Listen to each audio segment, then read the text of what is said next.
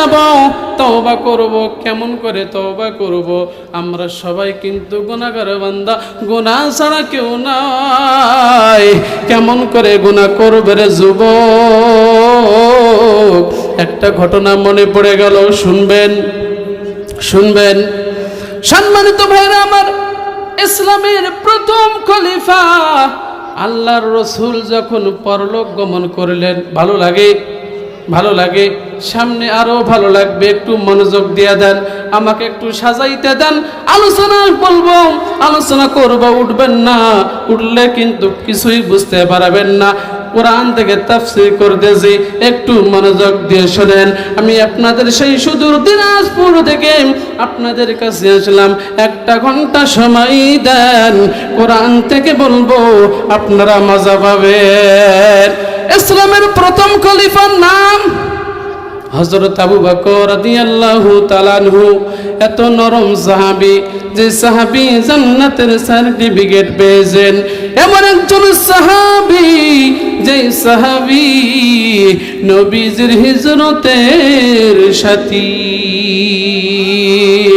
হযরত আবু বকর রাদিয়াল্লাহু তাআলা আনহু যখন তিনি খলিফার মসনদে বসেছেন, একদিন হযরত আবু বকর কুফা নগরীতে তিনি সফরে গেলেন। জোরে বলেন, কোথায়? হযরত আবু বকর কুফা নগরীতে সফরে গেলেন। হযরত আবু বকর কুফা নগরীর সফরের মধ্যে গিয়ে কয়েকদিন যখন তিনি অবস্থান করতেছিলেন, এমন সময় আবু বকরের কাছে একটা খবর আসলো। কি খবর আসলে একটু শুনেন। হযরত আবু বকর রাদিয়াল্লাহু তাআলা আনহু কুফা নগরীর মধ্যে অবস্থান করেছেন। আবু বকরের কাছে একটা খবর আসলো, হে আবু বকর, তোমার যে এলাকায় তুমি অবস্থান করেছো, এই এলাকার মধ্যে এক গ্রামের মধ্যে একটা যুবক মারা গেছে।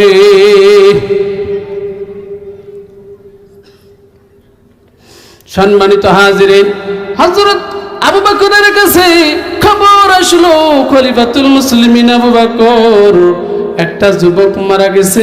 কুফা নগরীর মধ্যে একটা যুবক মারা গেছে, যুবক মারা গেছে। এই কথা, এই সংবাদ যখন হযরত আবু বকর যখন শুনছেন, হযরত আবু বকর এক মিনিটও দেরি করে নাই, সঙ্গে সঙ্গে যুবকের এলাকায় চলে গেছে। হযরত আবু বকর যুবকের এলাকায় চলে গেছে। চলে যাওয়ার পর হযরত আবু বকর লক্ষ্য করে দেখে, যে এলাকায় যুবক মারা গেছে, যে গ্রামের মধ্যে যুবক মারা গেছে, আবু বকর লক্ষ্য করে দেখে ওই গ্রামের মানুষগুলো, ওই এলাকার মানুষগুলো আনন্দ নাচানাচি করতেছে। সুবহানাল্লাহ, মানুষ মারা গেছে, সুবহানাল্লাহ, নাচানাচি করতেছে। আমি আপনাদের কাছে প্রশ্ন, যুবক মারা গেছে, আপনার আমার গ্রামের মধ্যে যদি কেউ মারা যায়, বলেন তো আমরা নাচানাচি করি না কান্নাকাটি করি? দুঃখ বেদনা, কথা বলেন ঠিক কিনা? ব্যথায় ব্যতীত হই, আফসোস করি, হারে লোকটা মারা গেছে, লোকটা ভালো ছিল, যুবকটা মারা গেছে, হারে আরো কিছুদিন বাঁচত, যুবকটা এখনো বিয়ে শাদী করে নাই। এমন করে কেউ যদি আমাদের পাশে যদি গ্রামে কেউ মারা যায়, আফসোস করে বলি। কিন্তু হযরত আবু বকর তিনি লক্ষ্য করে দেখলেন, যে এলাকায়, যে গ্রামের মধ্যে যুবক মারা গেছে, ওই এলাকার মধ্যে হযরত আবু বকর গিয়ে তিনি লক্ষ্য করে দেখেন, এলাকার মানুষগুলো আনন্দিত, এলাকার মানুষগুলো মিষ্টি বিতরণ করে, এলাকার মানুষগুলো খুশি হয়ে গেছে।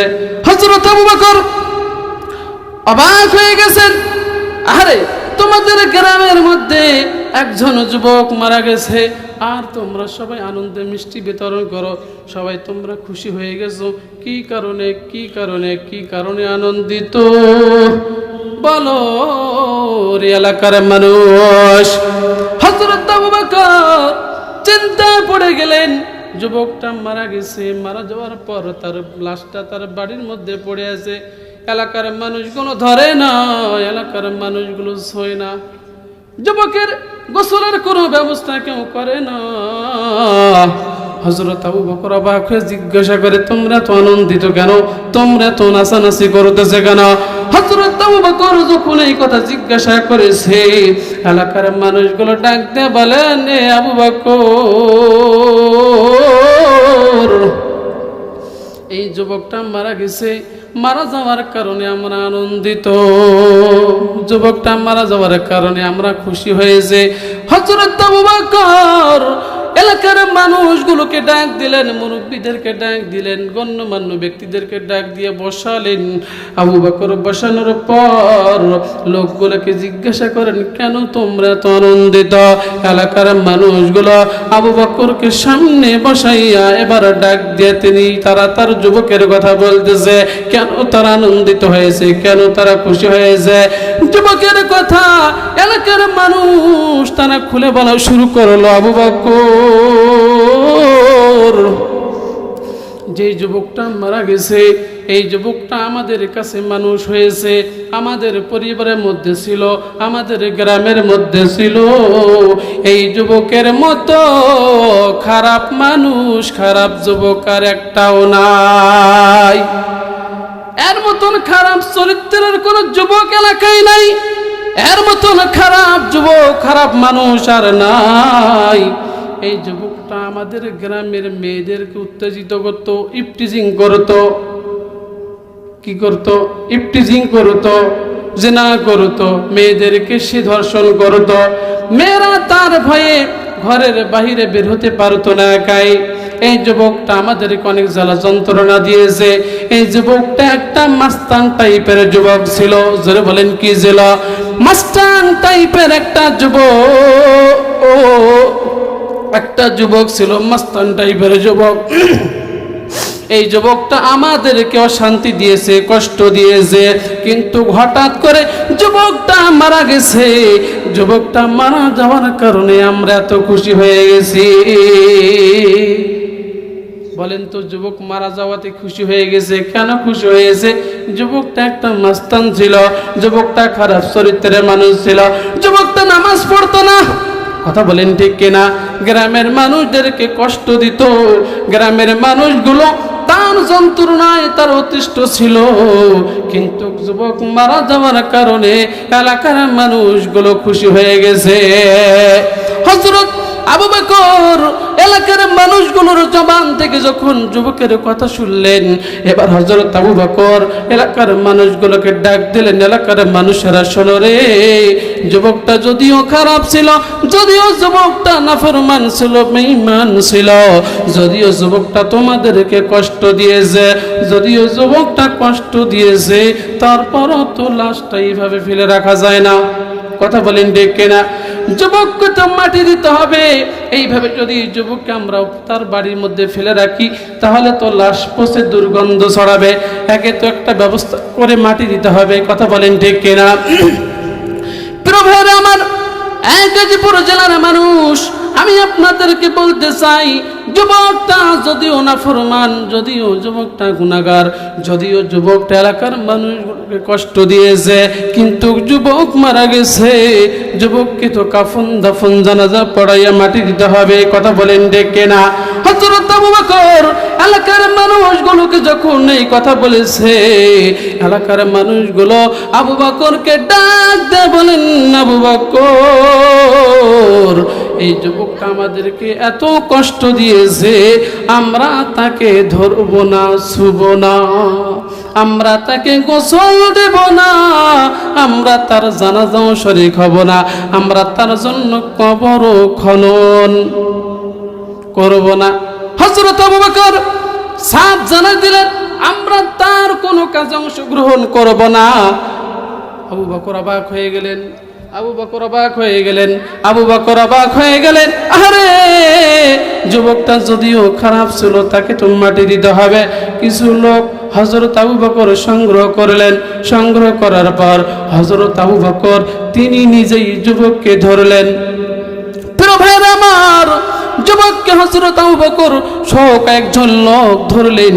ধরার পর যুবককে মশারির তলে ঢুকালেন, যুবককে গোসল দিলেন। গোসল দেওয়ার পর সাদা কাফন দিয়া যুবককে একদম মোড়ে দিলেন। সাদা কাফন পরার পর হযরত আবু বকর নিজের ইমামতিতে যুবককে জানাজা দিলেন। ধরে বলেন কি দিলেন? যুবককে জানাজা দেওয়ার পর হযরত আবু বকর কবর খুঁড়লেন। কবর খোঁড়ার পর যুবককে কবরের মধ্যে রাখলেন। রাখার পর কবরের মধ্যে বাঁশ দিলেন। বাঁশ দেওয়ার পর বাঁশের উপর মাটি চাপা দিলেন। মাটি চাপা দেওয়ার পর যখন যুবক একদম কবর দেওয়া হয়ে গেছে, হযরত আবু বকর যখন দোয়া করে যখন বাড়ির দিকে রওনা হবে, মারাত্মক ঘটনা আমি আপনাদেরকে বলতে চাই।